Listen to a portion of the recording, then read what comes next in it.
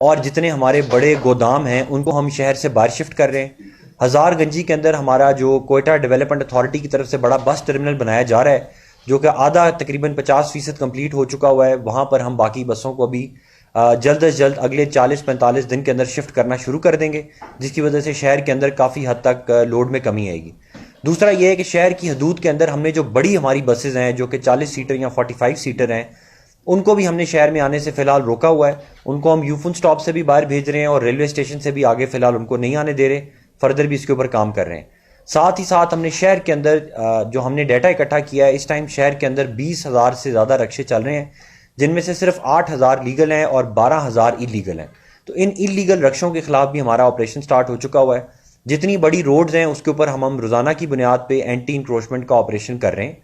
हमने 18 सड़कें ऐसी आइडेंटिफाई की हैं जिनको हम कोयटा शहर के अंदर वन वे करेंगे, और वन वे करने के बाद उनके आगे हम बैरियर्स लगा देंगे ताकि वो वन साइड रोड रहे, जिसको हम स्पाइक्स कहते हैं। उसके ऊपर भी हमने काम करना शुरू कर दिया। तो इन तमाम बड़े फैसलों की वजह से और इन पे काम होने की वजह से आपको कोयटा की ट्रैफिक के अंदर कुछ ना कुछ बेहतरी नज़र आना शुरू हो जाएगी। साथ ही साथ ट्रैफिक के साथ जो हमारा दूसरा बहुत बड़ा मसला है वो हमारे नालों के ऊपर कब्जा है। बहुत बड़ा इलीगल बिल्डिंग्स बन रही हैं, उनके ऊपर हमने काम करना शुरू कर दिया है। आज की तारीख तक हम 11 बिल्डिंग्स को सील कर चुके हैं जो बगैर नक्शे के बनाई गई हैं।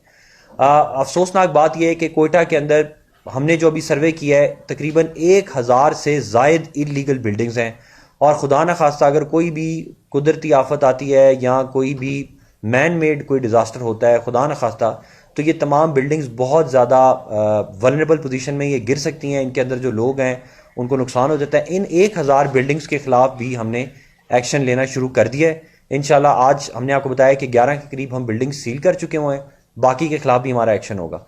फर्दर मोर कोयटा के अंदर हमने पाबंदी लगा दी है कि कोई भी ज़रई ज़मीन अब सिकनी में कन्वर्ट नहीं होगी जब तक कि उसका पूरा केस बन के डिविजनल लेवल पे नहीं आएगा।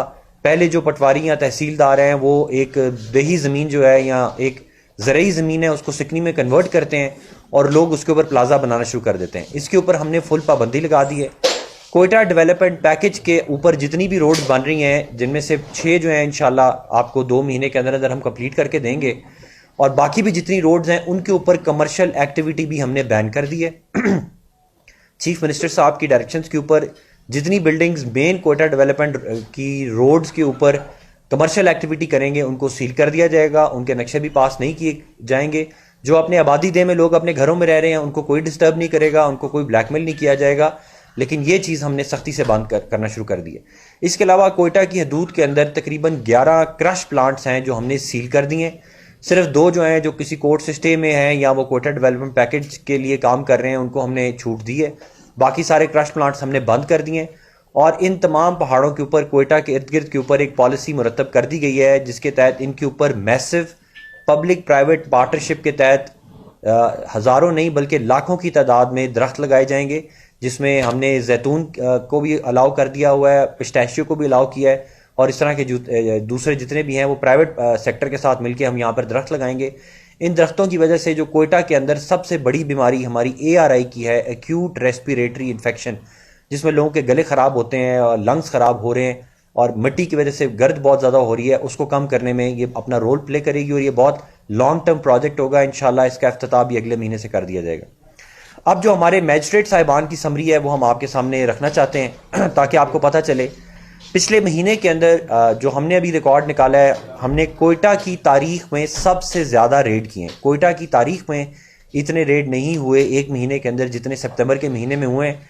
इसमें मैं अपने डिप्टी कमिश्नर्स को शाबाश भी देता हूं, और चीफ सेक्रेटरी साहब और CM और मिनिस्टर होम की तरफ से भी स्पेशल शाबाश आई है। 1760 के करीब 1757 के करीब हमने इंस्पेक्शंस किए हैं, रेड्स किए हैं। 326 बंदों को हमने लोकल एंड स्पेशल लॉज में अरेस्ट किया है, जो कभी कब्जा कर रहे थे या कोई पार्किंग कर रहे थे या कोई चीज़ें महंगी बेच रहे थे या कोई पेट्रोल जाली बेच रहे थे। उसके अलावा हमने जो पेट्रोल पंप्स, गोदाम और जो शॉप्स वगैरह हैं जो इलीगल काम कर रही थी वो 310 हमने सील किए हैं। और पहले महीने के अंदर हमने जो अपने अभी तक जुर्माने किए हैं वो हमने फर्स्ट महीने में कहा था कि हम पहले इंस्पेक्शंस करेंगे, ज़्यादा लोगों के अंदर अवेयरनेस क्रिएट करेंगे, और उसमें हमने बड़े कम जुर्माने किए हैं, तकरीबन 3.5-4 लाख के करीब जुर्माने किए हैं। लेकिन अगले महीने से ये जुर्माने भी जो हैं ये अब हम बढ़ाएंगे ताकि शहर के अंदर थोड़ी सी सेमलेस नज़र आए, हुकूमत की रिट नज़र आई और लोगों को जो प्रॉब्लम्स हैं सड़कों के ऊपर उनका तदारक किया जा सके। स्मगलिंग के खिलाफ कार्रवाई हमारी बड़ी तेज़ी से जारी है। शुगर की प्राइस 220 से हम 140 तक लेके आए, लेकिन पीछे से शॉर्टेज की वजह से अभी वो दोबारा 160 162 के ऊपर आई भी है। और इसमें हम तकरीबन 2813 टन, तकरीबन 2900 टन जो चीनी है वो हमने सीज़ की है, गोदाम को सील किया और लोगों की फलाह बहबूद के लिए उसको हमने डिस्ट्रीब्यूट किया। इसी तरह यूरिया के ऊपर जो हमारी हमने पकड़ी है वो भी 2700 टन यूरिया हमने सीज़ की है, जो यहाँ से दूसरे मुल्कों में इलीगली स्मगल की जा रही थी, उसके ऊपर हमने एक्शन लेना शुरू कर दिया। प्राइस के ऊपर मैं आपको फर्दर ये बताना शुरू कर दूं कि पहली दफ़ा हमने कोयटा के अंदर जो मार्केट कमेटी है उसकी मॉनिटरिंग स्टार्ट कर दी है। रोज़ाना की बेसिस पे मार्केट कमेटी की कीमतें निकलना शुरू हो गई हैं और हर मार्केट कमेटी के अंदर जो सुबह के टाइम बोली लगाई जाती है और शाम के टाइम वहाँ पर हमारे अफसरान जाना शुरू हो गए हैं, मैजिस्ट्रेट जाना शुरू हो गए हैं। और जो आज की भी लिस्ट हमने निकाली है वो मैं आपसे शेयर भी कर दूंगा। कीमतों के अंदर सब्जी और फ्रूट की कीमतों के अंदर बतदरीज जो है वो कमी आना शुरू हो गई है। अभी कम कमी आ रही है 2 रुपये, 3 रुपये, 4 रुपये, लेकिन इंशाल्लाह महीने के अंदर अंदर आप देखेंगे कि ये सारी चीज़ें जो है वो अफोर्डेबल लिमिट के अंदर आना शुरू हो जाएंगी। इसके अलावा हमने दूध का रेट जो काफ़ी अरसे से डिस्प्यूट में था वो नोटिफाई कर दिया गया है, गोश्त का रेट नोटिफाई कर दिया गया है और शहर के अंदर पहली दफ़ा कोयटा के अंदर हर दुकान के ऊपर प्राइस लिस्ट की कंपलसरी करने को हमने नोटिफाई कर दिया है। अब कोयटा के अंदर हर दुकान के अंदर जो भी एसेंशियल कमोडिटीज़ लोग बेच रहे हैं वो अपनी प्राइस लिस्ट ज़रूर लगाएंगे और हम कोशिश करेंगे कि अगले महीने तक हमारी जो सिंपल ऐप है दुरुस्त दाम ऐप वो भी फंक्शनल हो जाए, ताकि हर घर में हर बंदे को अपने कंप्यूटर की स्क्रीन या अपने लैपटॉप या अपने मोबाइल के ऊपर नज़र आ जाए कि आज की रेट लिस्ट क्या है, ताकि जब वो दुकानदार के पास जाएं तो उनको ये एम्पावरमेंट फील हो कि उनको पता हो कि एक्चुअल रेट लिस्ट क्या है, ताकि वो शिकायत लगा सकें और हम अपने एक्शंस भी करना शुरू कर दें। इस टाइम पर हमारी जो इनके अलावा हमने फर्दर ये इंश्योर किया है कस्टम्स के साथ मिलके, और जो बैनस सूबाई ट्रेड हो रहा है पंजाब से या सिंध से हमारे ट्रक्स आ रहे हैं उनको रास्ते में रोका जा रहा था, कभी किसी को तंग किया जाता है, कभी कुछ किया जाता है, उसके लिए हमने एक नर्व सेल जो है तरतीब दे दिया है ताकि कोई भी गाड़ी जो कोयटा के लिए आ रही है जिसमें फ्रूट एंड वेजिटेबल हैं, लोगों की आम अशिया की कीमतें हैं, वो सही टाइम पर पहुंच सके। और जब सप्लाई सही होगी तो प्राइस कंट्रोल होगी, अगर सप्लाई कम होगी तो फिर प्राइस कंट्रोल करना बहुत मुश्किल हो जाएगा। तो सप्लाई के ऊपर भी हमने इंतजाम कर दिए हैं। और फाइनली जो हमारी प्रेस कॉन्फ्रेंस का आखिरी हिस्सा है वो ये है कि हमने सरकारी ज़मीनों के ऊपर से कब्ज़े छुड़ाने शुरू कर दिए। मैसिव हमने हज़ारगंजी के अंदर और जबल नूर के इर्द गिर्द जो फॉरेस्ट एरिया, प्रोटेक्टेड एरिया है, उसका सर्वे हमने स्टार्ट कर दिया है। आज भी हमने कुछ इलाक के अंदर सरकारी ज़मीन जो है उसकी वागुजारी का ऑपरेशन चल रहा है। कल जो है वो मियाँ गुंडी में ये ऑपरेशन कर रहे थे और ये डेली बेसिस के ऊपर जो सरकारी ज़मीनों पे फॉरेस्ट की लैंड पे कब्जे किए जा रहे थे वो हमने बचाना शुरू कर दिए। और इसके अलावा ब्यूटम्स की ज़मीन के ऊपर कब्जा हो रहा था मियाँ गुंडी के अंदर, उसके खिलाफ हमने एक्शन लिया, उस ज़मीन को हमने रिकवर कराया और उस पर पर्चा दिया। और इस प्रेस कॉन्फ्रेंस का जो लास्ट हिस्सा है जिसके बाद मैं डी साहब से कहूँगा कि अगर वो कुछ कहना चाहें, वो ये है कि हमने गवर्नमेंट की डायरेक्शंस के ऊपर ऑलरेडी काम करना शुरू कर दिया है। कोयटा डिवीज़न में हमने सर्वे स्टार्ट कर दिया है और जो भी इलीगल फॉरेन नेशनल्स हैं, चाहे वो किसी भी मुल्क के हों और कोई भी उनकी नेशनैलिटी हो, अगर वो पाकिस्तान के अंदर बगैर वीज़ा के, बगैर किसी कागजात के यहाँ पर प्रॉपर्टी ले रहे हैं या जगह ले रहे हैं, तो उनकी प्रॉपर्टी को सील करने का काम और साथ ही साथ वो उनकी एविक्शन का काम हमने शुरू कर दिया है। अभी तक जो हमने एक्शन लिया है FIA पुलिस के साथ मिलके, वो 200 के करीब ऐसे लोग हैं जो हम अरेस्ट कर चुके हुए और उनको अब एविक्शन का प्रोसेस जो है वो स्टार्ट कर दिया गया। अब डी साहब अगर आप कुछ कहना चाहें। बना था उसके अंदर अभी सरियाब से, क्योंकि सरियाब में जो बसेस आ रही हैं वहाँ पे रुक रही हैं, आगे जो लोग सिटी में आना चाहते हैं उनके लिए ग्रीन बस सर्विस चल रही है। अभी आज हमने ये भी डिसाइड किया है कि जो इधर फाटक से लोग आएंगे उनके लिए भी हम जो है शटल सर्विस स्टार्ट करेंगे टूवर्ड सिटी, ताकि ये दोनों जो है इसमें कवर हो जाए। इन एडिशन एक ट्रैफिक के लिए NLC की जो पोस्ट है वहाँ पे तो प्रॉब्लम आ रहा था, काफ़ी सारा ट्रैफिक ब्लॉक है।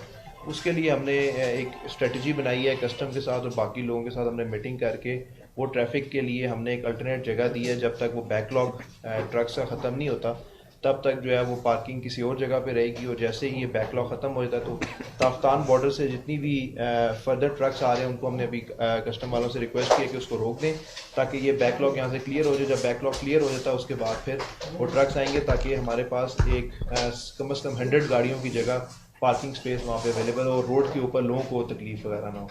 उसके अलावा जो शुगर है, शुगर के ऊपर आपको सर ने बताया प्राइसेस जो हैं वो अल्हम्दुलिल्लाह स्टेबल हैं, थोड़ी सी फ्लक्चुएशन है, लेकिन अभी लोगों ने अभी हमें फर्दर कोई ऐसी लीड्स भी नहीं मिल रही कि जहाँ पे पता चले कि शुगर लोगों ने रखी हुई है। जितनी भी शुगर थी वो इमीडिएटली हमने मार्केट में शिफ्ट करा दी, दुकानों पे वाफर मकदार में शुगर अवेलेबल थी, जिसकी वजह से प्राइसेस जो है वो मेंटेन्ड है और अभी इस टाइम पे डिमांड ऑफ शुगर कम है और सप्लाई ज़्यादा है, जिसकी वजह से कोई इशू नहीं आ रहा। बाकी बिल्डिंग्स के ऊपर कमिश्नर साहब की डायरेक्शंस थी और गवर्नमेंट की डायरेक्शंस थी, जो इलीगल बिल्डिंग्स हैं जो विदाउट एनओसी हैं वो सारी हम सील कर रहे हैं। उसकी एक कमेटी बनी है, उस कमेटी के पास वो फुट अप होंगी, उसके रिक्वायर्ड डॉक्यूमेंट्स पूरे होंगे तो उसके ऊपर हम फर्दर फिर उसकी कार्रवाई करेंगे कि ये आगे चल सकती है नहीं, अदरवाइज अगर डिमोलिश भी करना पड़ा तो करेंगे। उसके अलावा नाले के ऊपर कोर्ट के ऑर्डर्स पे हमने जो इंक्रोचमेंट हो रही है उस पर 144 लगाई है और हमने एंटी इंक्रोचमेंट ऑपरेशन भी वहाँ पे स्टार्ट कर दिया है और जितना भी ये इंक्रोच्ड है बोर्ड ऑफ रेवेन्यू के ऑर्डर्स के मुताबिक हम इसको क्लियर करवाएंगे।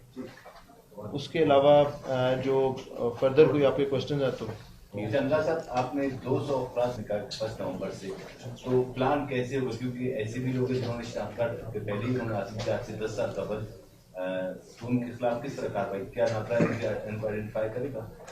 देखिए, पहले तो आपको ये भी पता होना चाहिए कि जो रेफ्यूजी डिक्लेयर्ड है उनको तो अफगान रेफ्यूजी कमीशन देख रहा है, उनका एक और तरीकाकार है। जिन्होंने अपने तरीके से अपने शनाख्ती कार्ड बना लिए हुए हैं उनके खिलाफ तो एक डिटेल इंक्वायरी होगी, उसका एक पूरा तरीकाकार है। FIA उस पर काम करती है, उनका शनाख्ती कार्ड पहले ब्लॉक किया जाता है और फिर उनको अरेस्ट किया जाता है अगर ये पता चल जाए। अभी फर्स्ट फेज़ के अंदर जो हमने काम शुरू किया है वो लोग हैं जो कोयटा में, कुचलाक में, सरियाब के अंदर बगैर किसी डॉक्यूमेंटेशन के, कोई भी कागज़ उनके पास नहीं है, ना रेफ्यूजी स्टेटस उनको डिक्लेयर है, ना वो उनके पास कोई शनाख्ती कार्ड है, ना उन्होंने कोई लोकल बनाया है, ना डोमिसाइल बनाया है, ना कोई तस्करा है, ना वो कोई परमिशन लेके आए हैं, ना कोई राहदारी से आए हैं। वो कम्प्लीटली इलीगल है, जो खुफिया रास्तों से या छुपे रास्तों से पाकिस्तान के अंदर एंटर हो गए और अब वो आहिस्ता आहिस्ता सेटल होना शुरू हो चुके हैं। तो फर्स्ट फेज़ हमारा उनके खिलाफ शुरू हो चुका है। जैसा मैंने आपको बताया कि 200 के करीब लोग हम अभी तक गिरफ्तार कर चुके हैं और उनकी एविक्शन का काम जो है वो जारी है। सर, चमन बॉर्डर पे फायरिंग हुई है, 2 लापते हैं, लाख हैं और जख्मी हैं, तो बॉर्डर की क्या सूरत हाल है? कोई अपडेट है कि बॉर्डर अमरफ पुलिस? जी, चमन के ऊपर आपको पता है कि हुकूमत ने फैसला कर लिया है कि 1 डॉक्यूमेंट रिजीम नाफिज कर दी जाए। 1 डॉक्यूमेंट का मतलब है कि अब जो भी आएगा वो एक ही डॉक्यूमेंट उसका होगा। ये नहीं होगा कि कस्टम वाले कोई सेपरेट दे रहे हों या कोई DC सेपरेट दे रहा हो, FIA वाले किसी को तस्करा दे रहे हों, कोई राहदारी पे आ रहा हो, कोई वीज़ा पे आ रहा हो। अब ये काम बंद हो चुका हुआ है, उसका फॉल आउट आ रहा है। ऑब्वियसली ये चमन के ऊपर आज भी लोगों ने उस पर कुछ इश्तियाल अंगेज़ी भी की, कुछ रोड बंद करने की भी कोशिश की, लेकिन क्योंकि अब हुकूमत फैसला कर चुकी हुई है कि 1 डॉक्यूमेंट रिजीम होनी चाहिए, इसके ना होने की वजह से बहुत ज़्यादा प्रॉब्लम्स आ रहे हैं।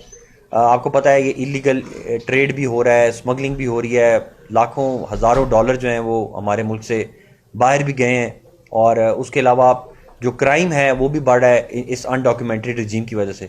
तो ये अब फैसला हो चुका हुआ है, इसके ऊपर हमें बैकलैश आएगा, उस बैकलैश के लिए हम तैयार हैं। ऑलरेडी DC चमन जो हैं वो उनके साथ मुज़ाकरात भी कर रहे हैं, काम भी कर रहे हैं और कोशिश करेंगे कि जितने अच्छे तरीके से हो सके, आसान तरीके से हो, उसको लेके चलें। लेकिन इसके ऊपर बैकलैश आएगा। इसके ऊपर बहुत सारे ऐसे ग्रुप्स हैं जो नहीं चाहते कि ये 1 डॉक्यूमेंट रिजीम कामयाब हो, लेकिन हमें क्योंकि डायरेक्शन है तो हम इससे पूरा काम करेंगे। ये बताएं सर कि एक तजावुज़ात के खिलाफ भी आपकी कार्रवाई चल रही है मुख्तलिफ अवकात में की, और दूसरी जानिब हमने देखा कि शहर में मेट्रोपॉलिटन कॉर्पोरेशन की जानिब से चाय दी जाएगी। बेसिकली कॉरपोरेशन के ये 1 या 2 ठेके नहीं हैं, तकरीबन 60 से 70 ऐसे ठेके हैं जो हम इंतज़ामिया की तरफ से हमने अपनी कार्रवाई पूरी कर लिया है, लिस्टें उनकी बना ली हैं, एडमिनिस्ट्रेटर साहब से हमने शेयर कर लिए हैं कि ये ठेके गलत हैं। यहाँ तो आप प्राइवेट पार्टी को दें जो कि प्रॉपर तरीक़ाकार है, जैसे सर्कुलर रोड का प्लाजा है उसको आउटसोर्स करें, बाहर दें। दूसरा ये हमने फैसला कर लिया है और इस पर हाई कोर्ट के भी ऑर्डर्स हैं कि सड़क के ऊपर हम पार्किंग की परमिशन नहीं देंगे। डबल पार्किंग जो है बिल्कुल बैन हो रही है। 18 रोड्स ऐसी हैं जो सिंगल रोड हो जाएंगी, कुछ रोड्स ऐसी हैं जो 0 पार्किंग पे चली जाएंगी। जिना रोड के ऊपर क्योंकि जगह की कमी है तो अभी हम सिंगल पार्किंग की इजाज़त देंगे, लेकिन अभी आपने देखा होगा कि लोग डबल पार्किंग भी कर रहे हैं, तो वो काफ़ी हद तक हमने उस पर एक्शन शुरू कर दिया। और सड़क के ऊपर जो taxi stand, motorcycle stand, cycle stand बने हुए हैं उसका डाटा हमने इकट्ठा कर लिया है। इस टाइम कोयटा के अंदर 9.5 लाख मोटरसाइकिल है और ये ज़्यादातर जो मोटरसाइकिल आएंगे हमारे बैंक के एम्प्लॉयज़ हैं या हमारे बड़ी बड़ी मॉल्स के एम्प्लॉयज़ हैं। हमने उनको फाइनल नोटिस इशू कर दिया है DC साहब की तरफ से बैंक्स को कि वो अपनी वो सड़क के ऊपर पार्किंग उनको इजाज़त हम नहीं देंगे। बैंक्स अपने लिए ज़मीन कहीं और बंदोबस्त करें, कोई लीज़ पे लें, वो अपनी शटल सर्विस चलाएं, लेकिन बैंकों की मोटरसाइकिल जो अब 8.5-9 लाख की है, ये हम सड़क पे खड़े नहीं होने देंगे। इस पर हमें टाइम चाहिए। कोयटा के अवाम से हमें अपील भी करता हूँ कि इसमें हमारे साथ कोऑपरेट करें, तो इंशाल्लाह आपकी जितनी बड़ी ये सड़कें हैं, इनका जितना मसला बगैर हुकूमत का खर्चा किए जो हल हो सकता है वो हम ज़रूर हल कर देंगे। बाकी आपको पता है कि मेनली तो क्योंकि पॉपुलेशन बढ़ चुकी हुई है, तो नई सड़कें भी बनना ज़रूरी हैं, अंडर पासेस बनना ज़रूरी हैं, ओवर पासेस बनना ज़रूरी हैं, ट्रैफिक सिग्नल्स लगना ज़रूरी हैं, उनके ऊपर फिर आहिस्ता आहिस्ता काम होता जाएगा।